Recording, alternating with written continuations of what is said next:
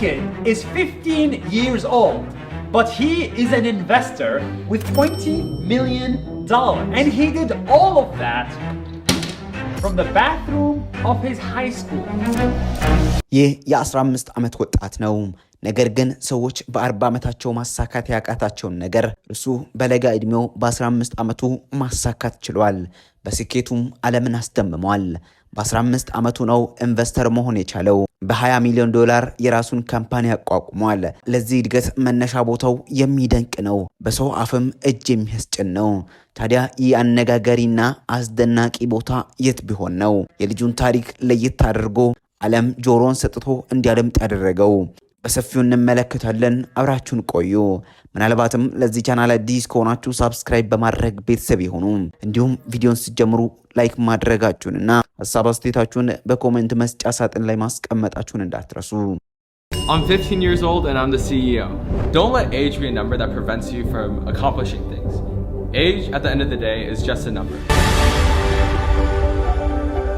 ይህ ከአሜሪካ ኢንዲያና ግዛት ተነስቶ ዓለምን ያነጋገረ ታሪክ ነው። ይህ እንዴት ሊሆን ቻለ? እንዴትስ የ15 ዓመት ለጋ ወጣት በዚህ ስኬት ማማ ላይ ሊደርስ ችሏል ብለው የሚጠይቁ ጥቂት የሚባሉ አይደሉም። ነገሩ እንዲህ ነው። ኤሪክ ይባላል። ተወልዶ ያደገው በአሜሪካ ኢንዲያና በምትባል ግዛት ውስጥ ነው። በ12 ዓመቱ ምንም አይነት የኮምፒውተር ዕውቀት አልነበረውም። ወላጅ ቤተሰቦቹ ልጃቸው ከዩቲዩብ ውጪ ምንም አይነት ሶሻል ሚዲያ እንዳይጠቀም ይከለክሉት እንደነበር ይናገራል። ነገር ግን የመጀመሪያውን ኮምፒውተር ሲያገኝ ህይወቱ እስከ ወዲያኛው ተቀየረ። I hacked my way into success. የተለያዩ የኮምፒውተር ቀመሮችን መስራት ጀመረ። በሳን ፍራንሲስኮ ምርጥ የ13 ዓመት ኮደር ለመባል በቃ። የተለያዩ ኦንላይን ኮሚኒቲዎችን በመቀላቀል መስራት ጀመረ። የኤሪክ ነገር በዚህ ብቻ አላበቃም። ስራዎቹ መታወቅ ጀመሩ። በተለያዩ ማህበራዊ ሚዲያዎች ላይ የሚለቃቸው ስራዎች የአዳዲስ ካምፓኒዎችን ቀልብ መሳብ ጀመረ። በራሱ ትዊተር ገጽ ላይም የተለያዩ ጽሁፎችን መለጠፍ ጀመረ። ከዚህ በፊት የሰራቸውን ስራዎች ፖስት ማድረግ ሲጀምር ብዙ ተከታዮችን ማፍራት ቻለ። ስራውን ያዩት በርካታ ኢንቨስተሮች ከእርሱ ጋር አብረው ለመስራት ፈለጉም። ከኢንቨስተሮች ጋር መገናኘት ሲፈልግ የሚሄደው ወደ ትምህርት ቤቱ ሽንት ቤት ነው። ምክንያቱም ደግሞ ጸጥ ያለ ከትልልቅ ሰዎች ጋር ለማውራት የሚያስችል አመቺ ቦታ ስለሌለኝ ነው ይላል። በዛም ምክንያት ነው ዛሬም ያን አስቸጋሪ ጊዜ ለማስታወስ ሲል ሽንት ቤቱን በሳሎን ውስጥ ያደረገው። Why do you have a toilet in your living room? Because one of my investors shipped it to me and he thought it would be funny.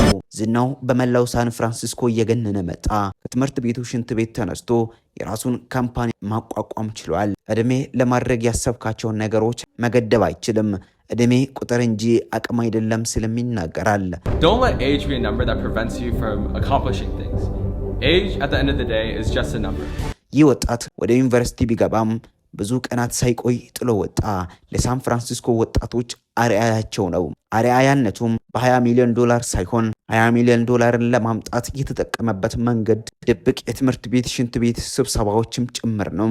የኤሪክ ስኬቱ በአንድ የተከሰተ አይደለም፣ ባለማቋረጥ ተግቶ የመስራት ውጤት እንጂ።